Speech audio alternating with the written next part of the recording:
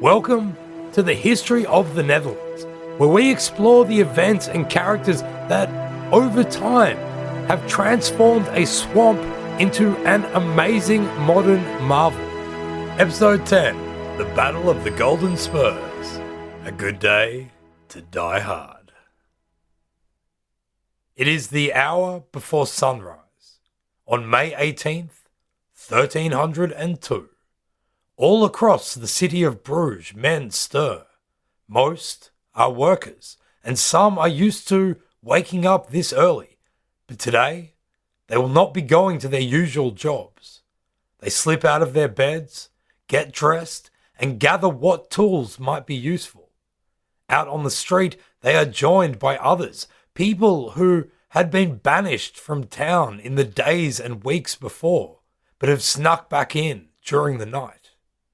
This is Bruges, so they are mainly cloth workers, such as weavers, drapers, and fullers, but the people stealing out into the still dark streets include artisans of all kinds, smiths, butchers, bakers, coopers, chess makers, carpenters, and so on and so forth. No, they are not going to their jobs, but they are going to work. Bruges is under French garrison, not for the first time. The day before, 800 troops, including around 120 mounted knights, had marched in. They are led by a French governor, Jacques de Chatillon. The people of Bruges had expected the French delegation to be coming to offer peace terms, but instead found heavily armoured and armed soldiers marching through their streets. Tensions were running high in the city, but the French knights, perhaps out of sheer arrogance or maybe just ignorant of how hostile an environment they were walking into, do not take heed. Most of the French soldiers are still sleeping. The workers in the street have grown in number. As more individuals join the gathering mob, the silence is replaced by a low rumble of collective intent. Their focus becomes drawn to two men who have stood up on a packing cart. One is a weaver, called Peter de Koning, and the other is a butcher called Jan Breidel. One of them begins to speak. He talks of the threat of the French troops and the occupation, but also of those who support them in the town. He talks of the need to pursue their rights and liberties as workers, and more importantly as town citizens and people of Flanders. The crowd begins to join in with refrains amidst his words. Shouts of agreement and support can be heard. The silence of the morning is truly broken. The man's companion joins in now and kicks off in a frenzied tone. The crowd's mood escalates in due fashion. There is anger here, and a bloodlust can be seen rising amongst many a man's eyes.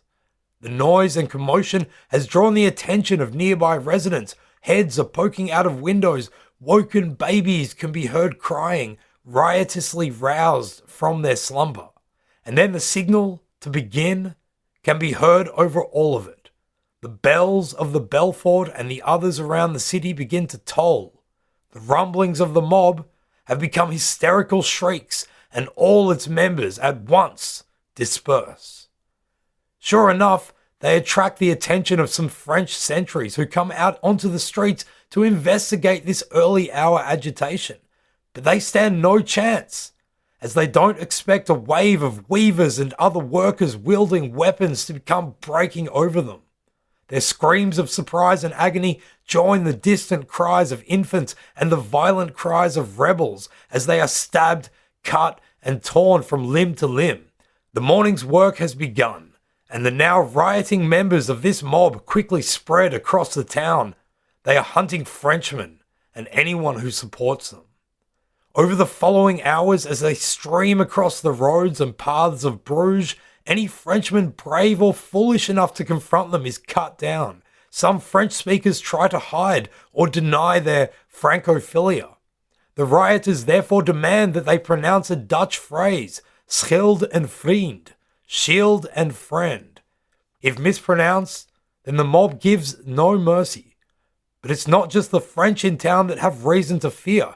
Some of the patriciate, members of the land-owning urban elite who govern the town have gone into alliance with the French. These are known as Leliards. Many workers, known themselves as Libards, have scores to settle with this urban elite, and they seek them out in their homes, pull them out to the street, and slaughter them. This would become known as the Bruges Matins, or the Good Friday of Bruges. Sources vary on the number of casualties, ranging from 200 to 2,000 dead. Anyone who spoke French and anyone who supported the French was in grave danger that morning. Once it was done, the canals of Bruges were littered with soon-to-be bloated bodies, the blood from which stained the streets and the walls. It was a brutal massacre, and it would reverberate through the history of the lowlands. It was a violent spasm of rising tensions that would begin to occur in many lowlander towns, and particularly in Flanders.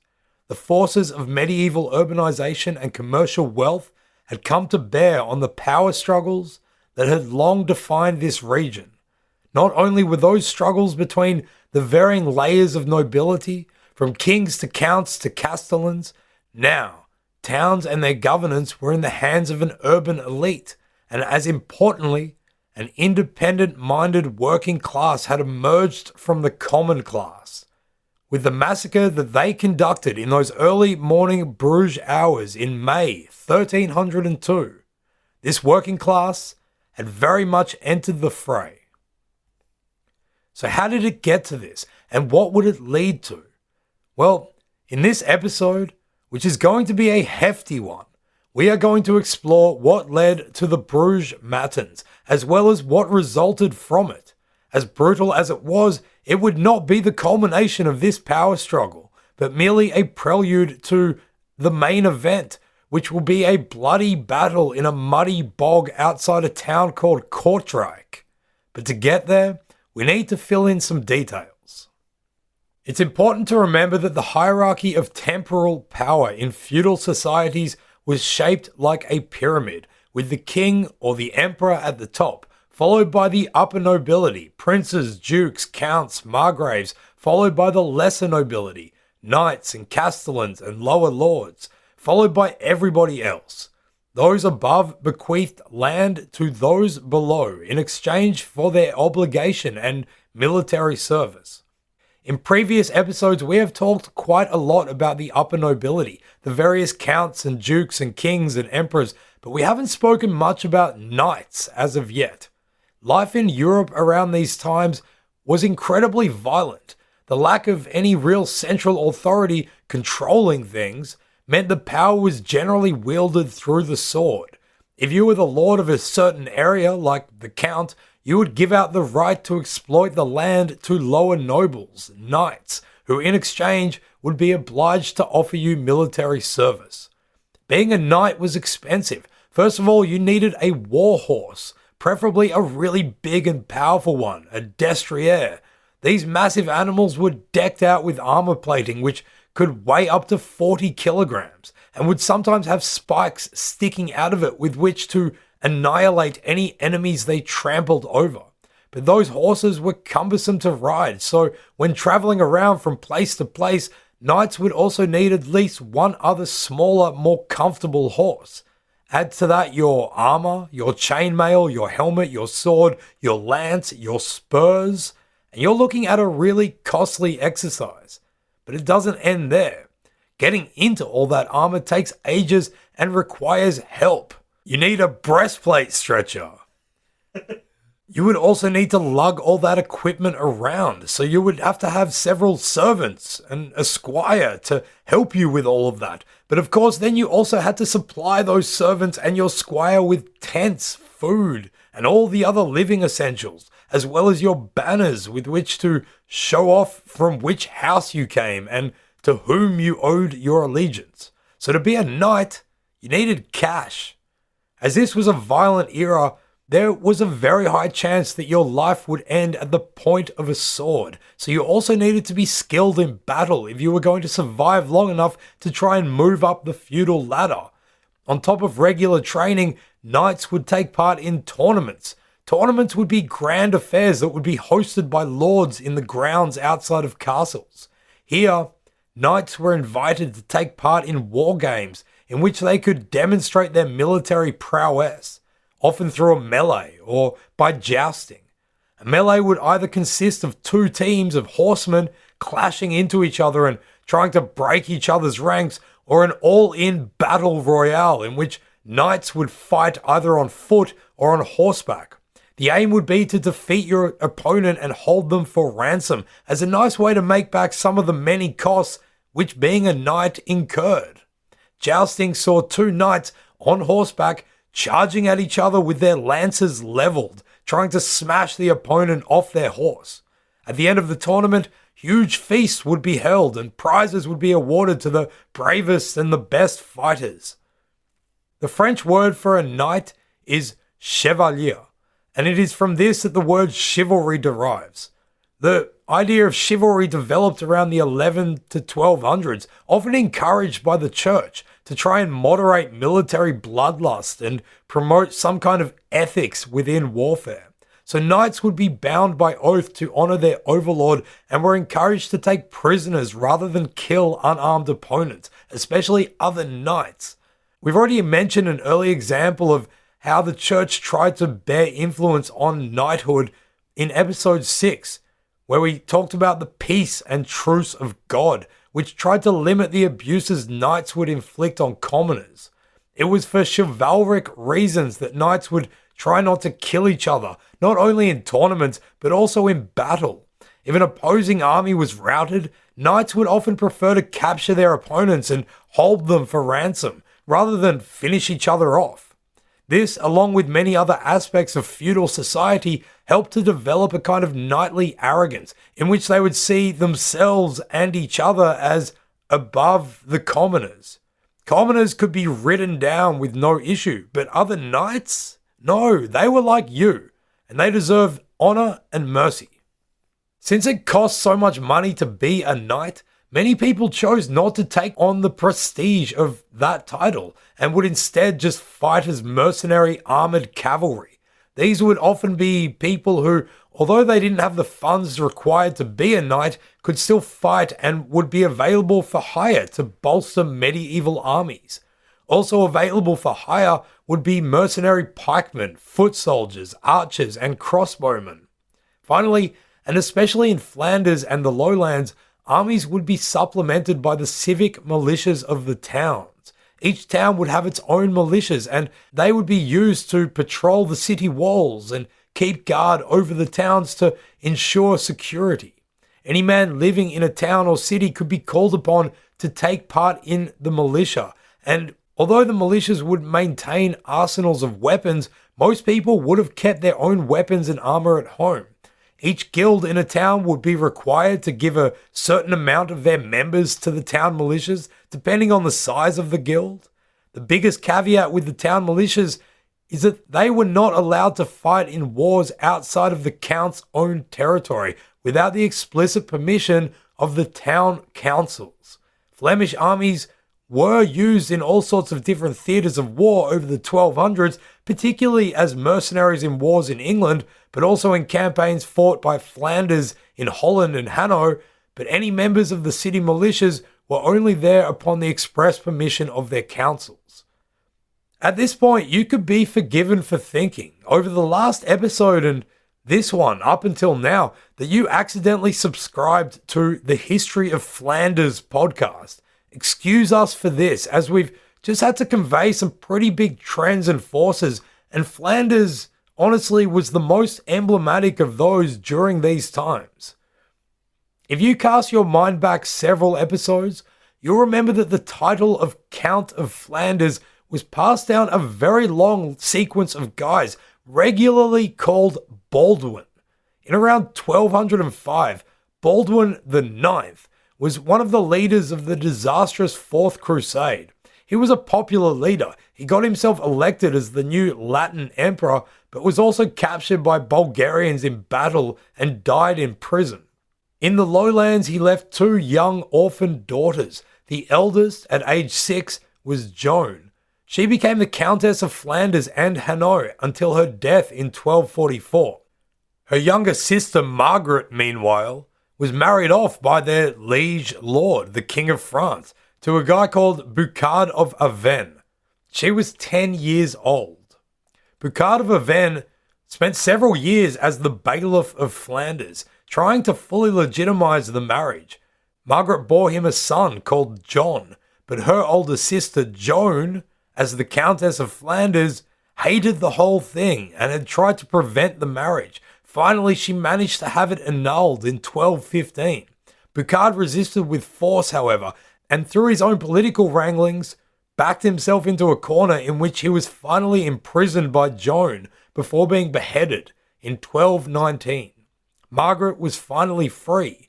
She remarried in 1223, this time to someone called William of Dampierre, and she bore him another son, also called William. Years later, Countess Joan, the eldest sister, died without an heir, and so the title of Flanders passed to Margaret. Now she had sons of two different lines. One was an Avesnes, the other a Dampierre, and they would begin to lay claim to her whole inheritance. From the 1240s, it was agreed that Flanders would go to the Dampierre line and Hainaut to the Avesnes line.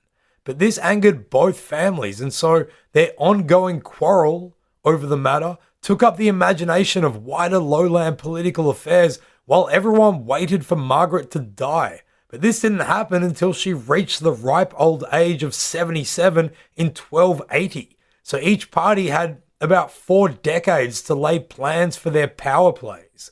Both families lined up marriage alliances that would seek to encircle the other. The Avesnes with the Counts of Holland and the Dampierres with the Dukes of Brabant.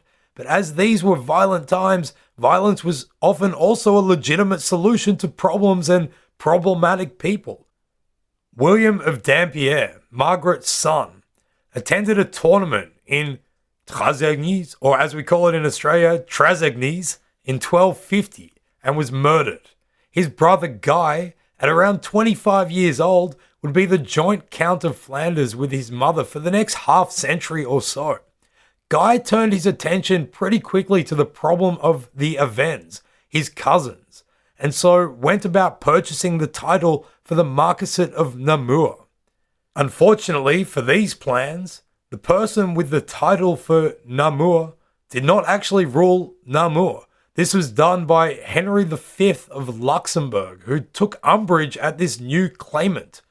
After a wee bit of warfare, Henry and Guy settled it in the usual horse-trading fashion of the Middle Ages by agreeing that Guy of Dampierre would marry Henry's daughter, Isabella, who doubtless had little say in the matter. Namur therefore came to Guy as a part of her dowry, as long as his titles for Flanders passed to their children and not to the children that he already had. Guy of Dampierre was pumping out children. He would end up having 16 of them and found himself in the tricky situation of needing to play medieval matchmaker and find suitable marriages for all of them. To add to an already complicated story, the County of Flanders was also in a really strange political position towards the end of the 13th century. Flanders was divided into 2 parts, as we know, with one part being enfiefed to the King of France and the other to the Holy Roman Emperor in Germany. And with the same person, the Count of Flanders, who was now Guy of Dampierre, a vassal of both. For a long time, the Counts of Flanders had managed to wrangle their way through medieval politics as though they were independent, just going along doing their own thing. But throughout the 13th century, the growing towns of Flanders, particularly the so-called Big Five of Bruges, Ghent, Ypres, St. Omer and Kortrijk, had become extremely prosperous from the international wool trade. These towns had come to rely almost wholly on the supply of wool from England for its cloth-making industry. So Flanders found itself economically tied to a rival kingdom which its liege, the King of France, was well on its way to becoming historic enemies with. The problems which this entanglement of conflicted interests brought up are illustrated by a series of events that happened between 1270 and 74, when Countess Margaret, perhaps in a fit of old age senility, decided to seize the possessions of all English merchants in Flanders. Margaret believed that the English king, Henry III, owed her compensation for support that she had given him during the revolt in England of a guy called Simon de Montfort.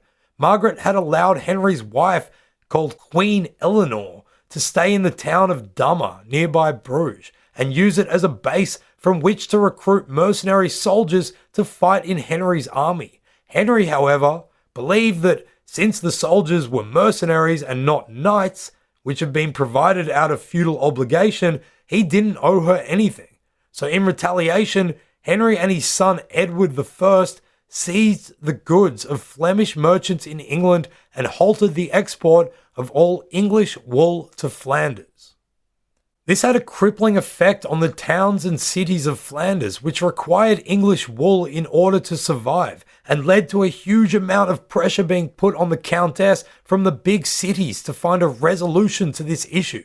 The dispute was resolved in 1274 with the Treaty of Montreux, in which it was agreed that each ruler would have to pay their own subjects what they had lost, but the difference between the two amounts would be paid back to the ruler who had lost the most. A committee, therefore, of 4 Flemings and 4 Englishmen was set up to figure out this amount, and they determined, and this has got to be the worst job for a medieval auditor in the world, that the English had lost 3.3 times as much as the Flemish, meaning that Margaret had to pay the English a huge sum of money. The treaty also freed English merchants from needing to pay customs taxes in Flanders, meaning that now the Flemish merchants were effectively cut out of the carrying trade, taking stuff between Flanders and England. As you can imagine, this was all rather humiliating for Flanders and for the big towns, which found themselves with very large bills to pay for Margaret's ill-judged move.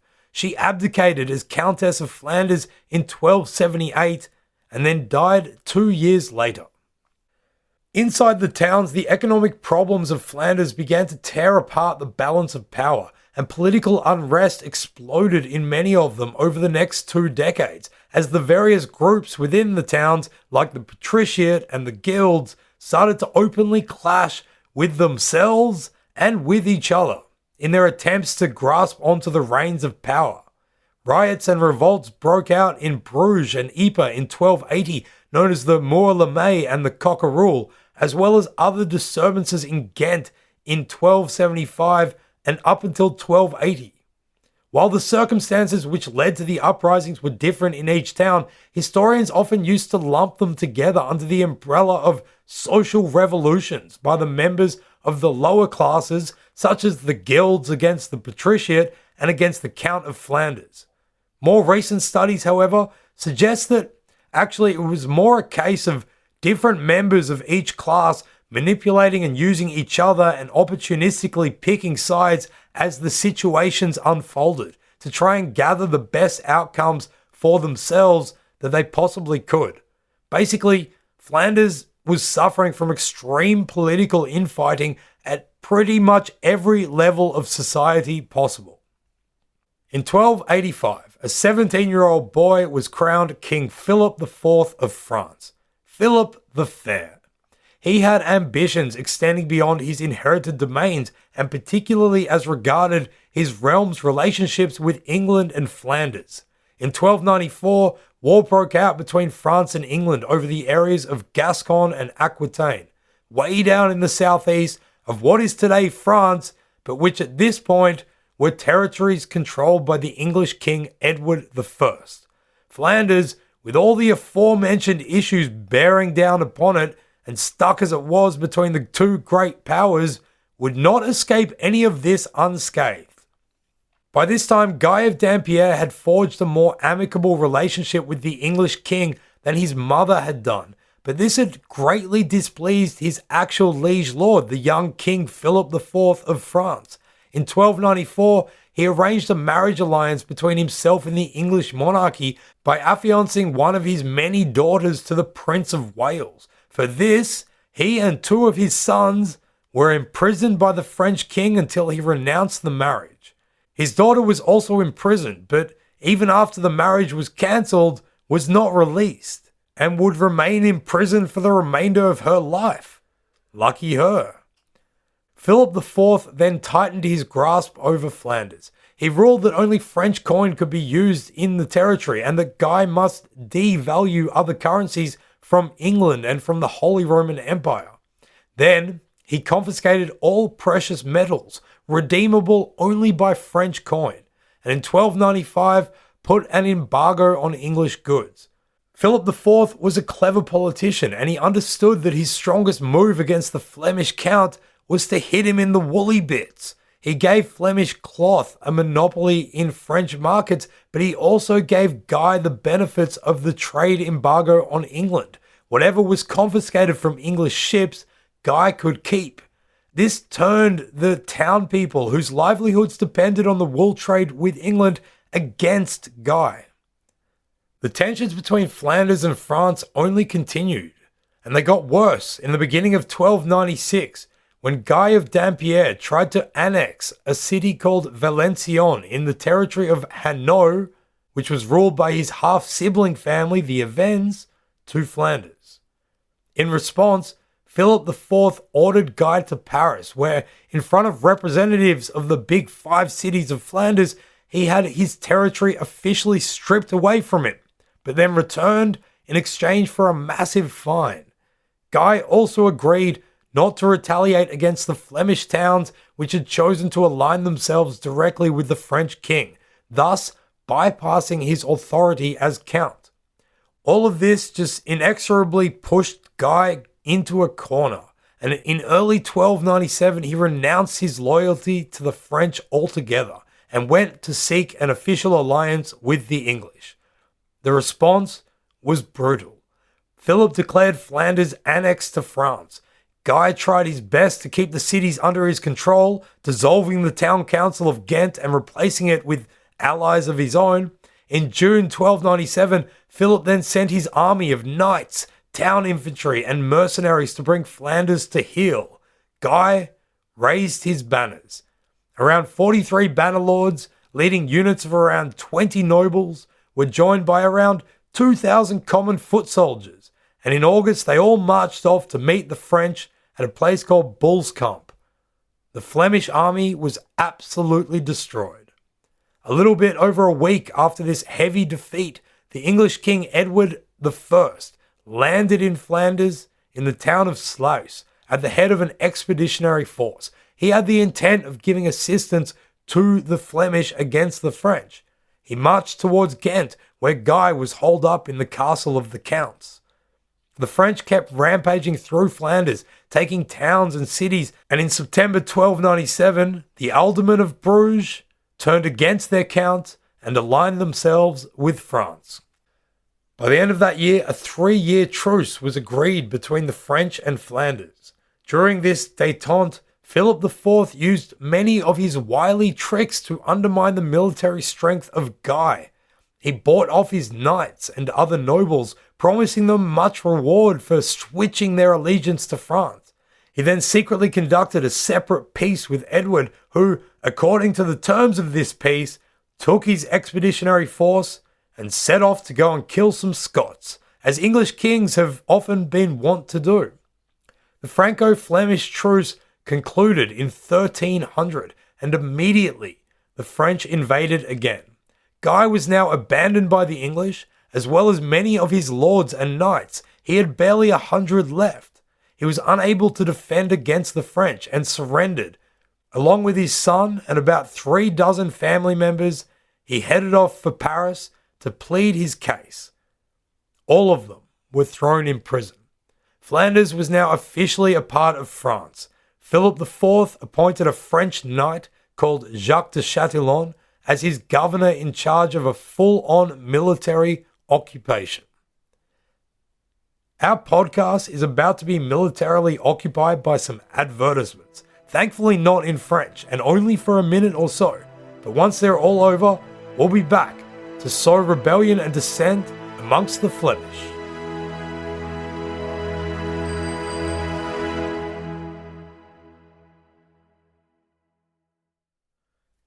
During Guy of Dampierre's struggle against the French, he always also had to contend with the ruling bodies of the various cities in his domain, and in particular of the Big Five.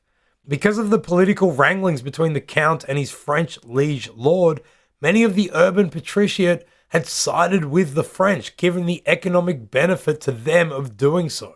But most of the workers beneath them, those who made up the craft guilds in particular, as well as the non-patriciate merchants and nouveau riche, were also seeking greater freedoms and rights within towns, as well as being confronted with the conditions of being under French military occupation. Although it is impossible to say that all workers sided with the Flemish Count and all patricians with the French king, there was enough of this sort of pattern that traditionally this history has been told as such. Although the Liebart faction did include many craft guilds and their members, it was primarily for Flemish independence and included people of all social stations. Their name comes from the word for leopard or lion, animals indistinguishable to the medieval European mind, by the way, and represents the lion on the Flemish Count's coat of arms, a black lion on a yellow shield. The Leliards, whose name derives from the lily on the French coat of arms, included many members of the patriciate and nobility for sure, but there would have also been some workers and nouveau riche amongst them, or supportive of them. Anyone whose interests aligned with Flanders' continued loyalty to France was a Leliard. Over the years, many people would have also switched allegiances between the two factions or simply sat on the fence. The factionalism between these two groups only increased with this new French military occupation. And a year after the invasion, Philip IV himself came to tour his new territorial acquisitions, bringing his wife, Joan of Navarre, along with him. He understood the need to appease the commoners of the big Flemish cities. In Ghent, they asked him to get rid of taxes on consumer goods. They had put on a big feast in honor of the royal couple and obviously had put their best cooks on the job because Philip IV duly abolished those taxes. This, however, caused great concern for the patricians of Ghent, who needed that money to keep the city's finances, bereft after the instability of the last few decades, in order.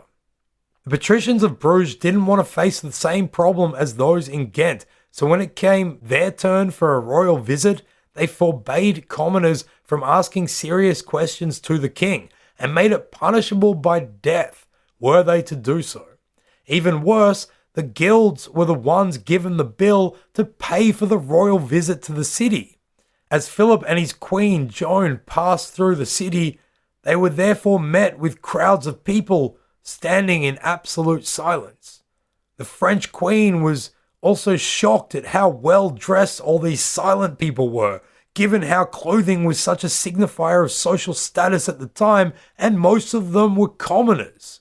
She is said to have remarked, quote, "I thought I alone was queen, but here I see 600, end quote. So now Flanders was a part of France. For centuries, the Counts of Flanders had enjoyed a lot of power. Sure, there had been times when that power had waned, but they had always been relatively independent despite being vassals of France. That independence had helped to foster the growth of a new social urbanisation and industrial system of the kind that would prevail throughout the lowlands within a few centuries.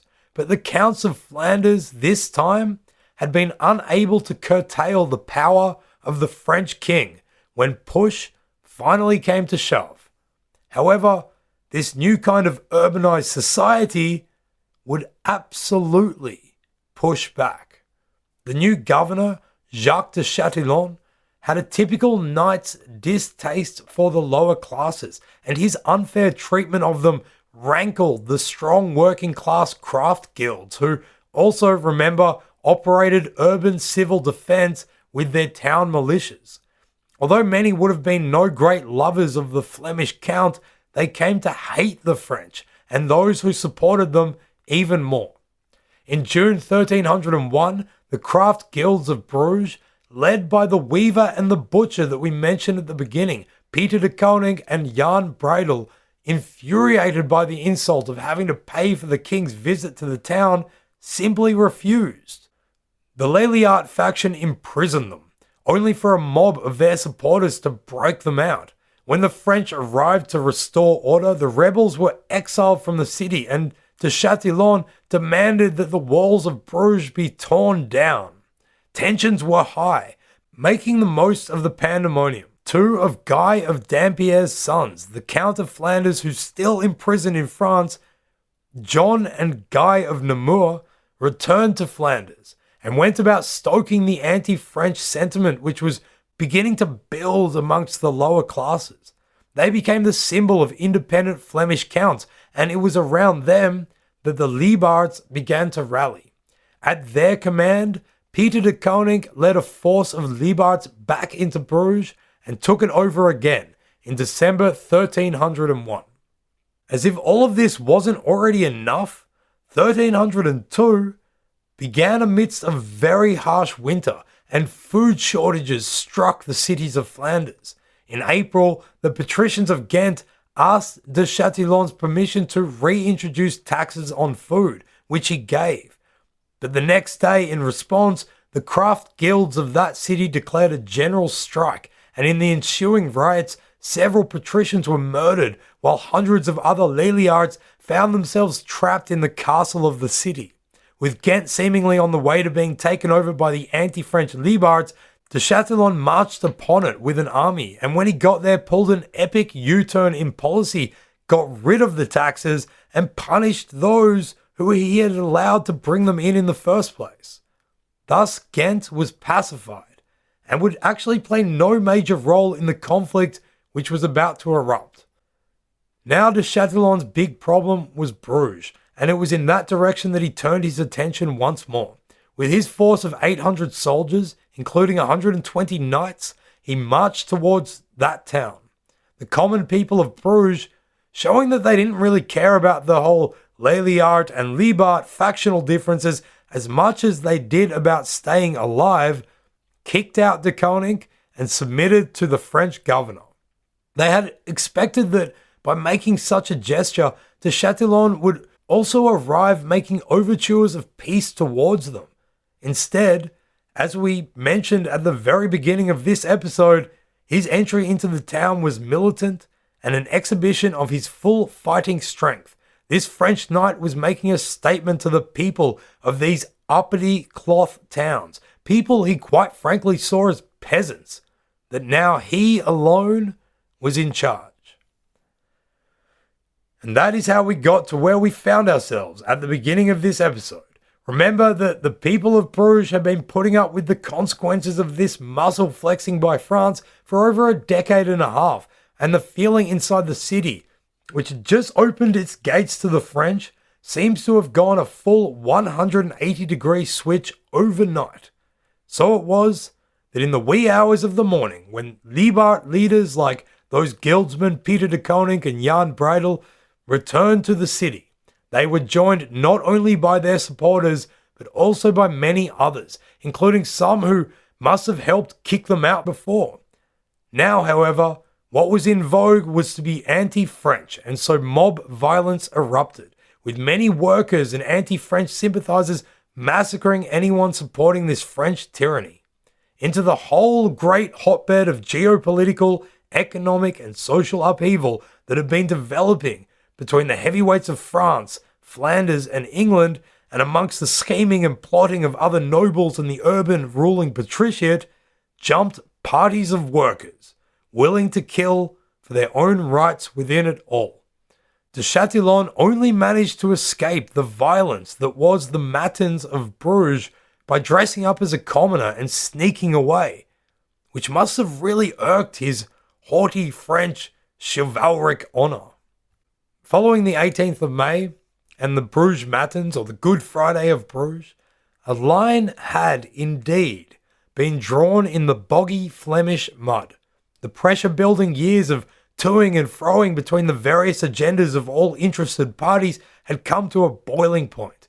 For people in Flanders who were for Flemish independence, a statement had been made, and rapidly almost all towns, Ghent being the major exception, had joined in this rebellion. Members of all classes now had no choice but to join in because of how serious it had all become. There was no way that old mate Philip IV of France was going to hear about the Bruges Matins and these riled up Flemish towns and just sit back and ponderously consider giving concessions to anyone. Instead, he was going to do what he had consistently done for years and send his forces in to once again bring the Flemish to heel. To quote Randall Fegley, all throughout Flanders, quote, merchants left their stores, peasants deserted their fields, and monks abandoned their cubicles. Pulling their war chests, the guilds were able to hire some mercenary crossbowmen.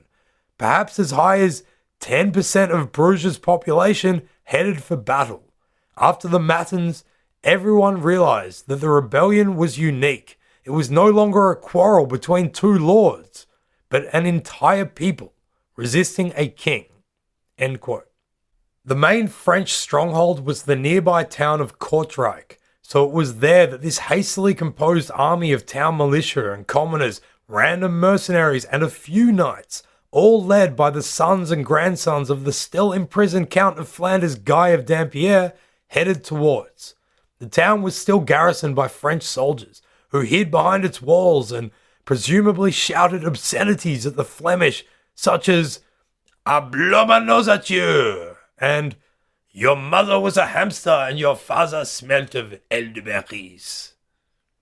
The Flemish army, they put the town to siege. Philip IV reacted pretty much exactly as expected and raised an army consisting partly of the creme de la creme of French chivalry and ordered his greatest knight, Robert of Artois, to command these forces in Flanders. The French army which would meet the Flemish at Kortrijk was composed of roughly 2,500 knights and squires, with their shining armour and colourful banners sitting on their huge war horses. There was 1,000 crossbowmen, about 1,000 pikemen, and around 2,000 other infantry. The Flemish side, in contrast, had barely any knights, with the few who were actually on their side being ordered to get off their horses and to fight on foot. The total size of the Flemish forces was around 10,500, and most of them were armed with a weapon known as a goedendag, which translates literally as "good day," though where the name comes from is actually still a mystery. It's a metal club / spear mounted on a wooden club and is used to smash and spike things. Some of these forces also had swords or medieval machetes called falchions, some crossbows, and of course the militia-trained pikemen had pikes. The French army was confident going into the battle, especially given that these stuck-up knights fully believed in the chivalric illusion that they were born to a position of innate superiority over the Flemish commoners that they were about to slaughter. Robert of Artois sent a reconnaissance group out to inspect what they were facing, and upon return, he was told, quote, "My Lord Count, I have seen nothing but rowdy peasants and weavers in army, and as I rode around the army, I saw none of any importance save William of Ulick and my Lord Guy of Namur, a young knight who is the son of Guy of Dampierre. They are all on foot and have been posted along the banks of a river." End quote. It was commonly assumed at the time that one knight was worth the equivalent of 10 foot soldiers. In the eyes of the French knights, although they were slightly outnumbered in terms of actual total number of forces, their cavalry numbers made the prospects of the Flemish almost laughable. On the morning of the 11th of July, the armies met in a field just to the east of Kortrijk. That morning, Peter de Koning and Jan Breidel, those most charismatic of guildsmen, were knighted. The Flemish were arranged in a sort of rough semicircular fashion outside the gates of Kortrijk Castle, which was to their rear, with one unit guarding the gates in case the French inside there tried to surprise them in the rear. The French army was separated from them by some brooks, small streams and ditches, which are totally consistent with everything we know about living in this boggy swamp, and the hazards of which the French were about to become fully acquainted with, because they were about to mount a charge into a mire of murderous morass. Oh, before we go any further, speaking of morass, we bet you didn't know that word was Dutch. Well, actually, you probably could have guessed it was Dutch. If you have listened to episode 8 of our show, The Secret Soggy Story of Sphagnum, it really shouldn't come as a surprise to you that there are many Dutch words for the kind of boggy landscape that is the lowlands. Morass is one of them, coming from the Middle Dutch, marash, and related to the current Dutch, moeras. So there you go, morass. Bet you didn't know that was Dutch. And actually, we just really wanted another excuse to say the word sphagnum. Sphagnum. After some initial harrying by crossbow across both lines, Robert of Artois sent in infantry to confront the Flemish, but some groups of impatient French knights decided that it was they who deserved the opportunity to cover themselves with the glory of battle. The infantry in front of them were ordered to part and allow the first wave of cavalry to begin their charge. However, they soon reached the first ditch, which their horses were able to wade through, but which slowed them down considerably. Now, the shock of a cavalry charge is largely dependent on the momentum generated by charging at full speed, which takes distance, although it was probably still bloody scary for the Flemish pikemen who would bear the brunt of this charge. Seeing the oncoming horses have to slow down and pick their way across a stream probably gave these pikemen a moment to take a breath. After passing the brook and attempting to reform, the cavalry charge continued, but they couldn't gain the necessary speed because they were already too close to the Flemish line. Instead, when they hit that line, the common people of Flanders stood firm and did not break. The benefits of the militia training came to the fore, as did the effectiveness of the pikes and the goedendags, which went about smashing and stabbing at anything of a French, knightly, and or equestrian nature. The Flemish had intelligently prepared the battlefield well beforehand. They concealed the full extent of its bogginess from the French with brush and shrub. The bogginess was well and truly on everybody's mind, however, as the heavy cavalry found itself stuck in it and was met, bludgeoned, and hacked up by the pikemen and the commoners with their goedendags. Now the thick, wet, and sticky blood of the French soldiers mingled with the thick, wet, and sticky mud of the Flemish ground. All became one as piles of horses, metal, flesh, and bones piled up upon themselves on the mud. Robert of Artois, surprisingly, remained sure of himself and his cause. After the first doom charge of his left wing, he rallied his right. Leading it himself, he set off along the same perfidiously muddy and obstructed route as those before him. Robert was slightly more successful in this charge, able to get through the Flemish line and tear at one of their banners. However, he was soon encircled by Flemish troops, and at a crucial moment of battle, he slipped off his horse and he fell to the ground. According to legend, Robert is said to have begged for his horse's life from those surrounding him. This might seem ridiculous considering the situation he was in, but remember, knights at this stage in history had come to be able to depend on the code of chivalry in life and in warfare. If he had been facing an army of other knights, he could have fully expected to be captured and held for ransom. But Robert wasn't facing an army of knights, and upon hearing his chivalric plea for the life of his horse, the Flemish soldiers, these commoners, are said to have replied that they don't understand French, and instead they said, "Good day" to Robert and his horse in the Flemish way, and smashed and stabbed them both to death. Apocryphal though this story most likely is, it has been handy in the history of this battle, since it's pretty much an allegory for the wider conflict between France and Flanders, or between the common class and the higher nobility. The battle was soon over.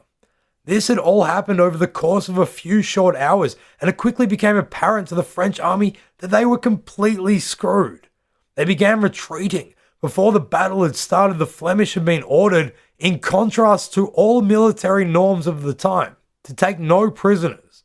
The ensuing retreat of the French was therefore a bloodbath, with knights and soldiers being chased across the fields and brooks and chopped down by the militias as they tried to escape.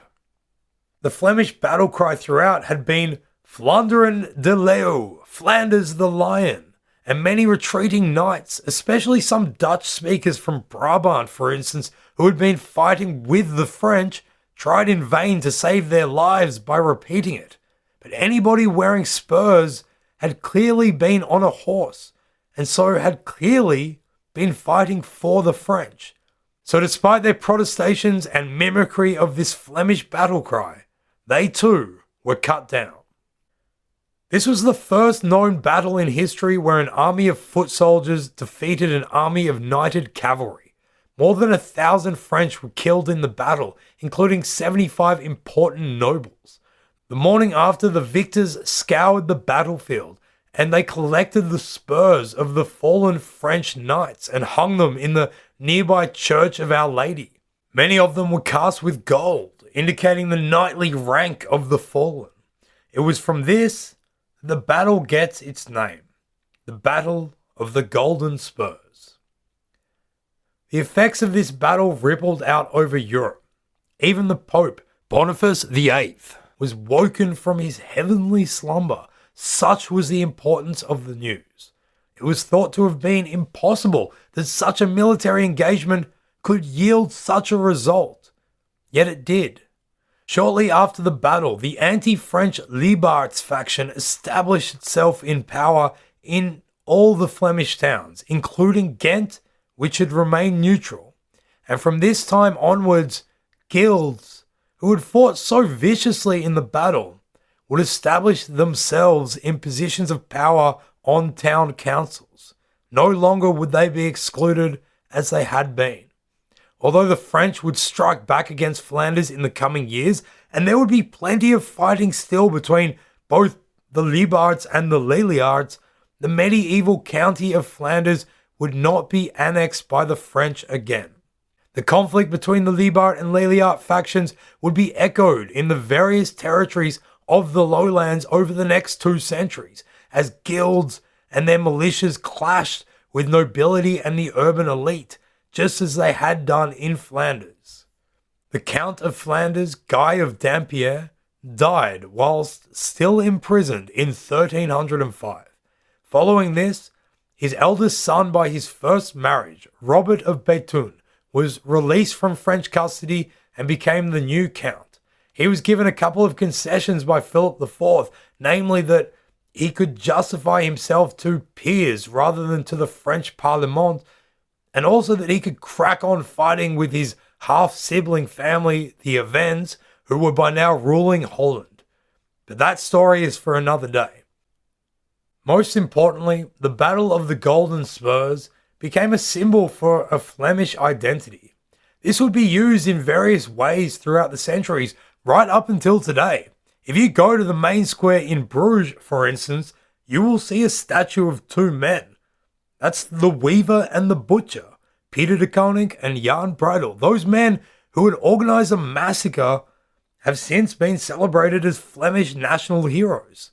The date of the Battle of the Golden Spurs, July 11th, is officially known as Flemish Community Day. It's a holiday in Flanders only for government employees and Flemish public institutions. Flemish Community Day. That's a really nice name as well. They did, of course, miss an opportunity to call it something pithier, perhaps, or more historically referential, like France Gets Flambéed Day, or Whoopee, we killed a bunch of French knights Day, or even Goedendag. Right? Good day. Anyway, good for them. And good for us, as we've now touched upon Flanders enough that they don't have to feel too left out in our history of the Netherlands. And a spoiler alert, they will be left out for good eventually. As for us, we are going to head north again next episode and check out what was happening in some of the other lowland territories in the 13th and 14th centuries. Thanks for listening to History of the Netherlands, and for now, farewell and adieu. Oh no, not adieu. Tot straks.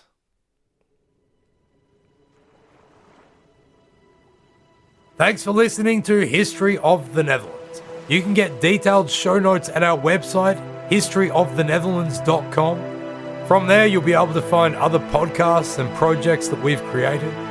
This is a production of Republic of Amsterdam Radio.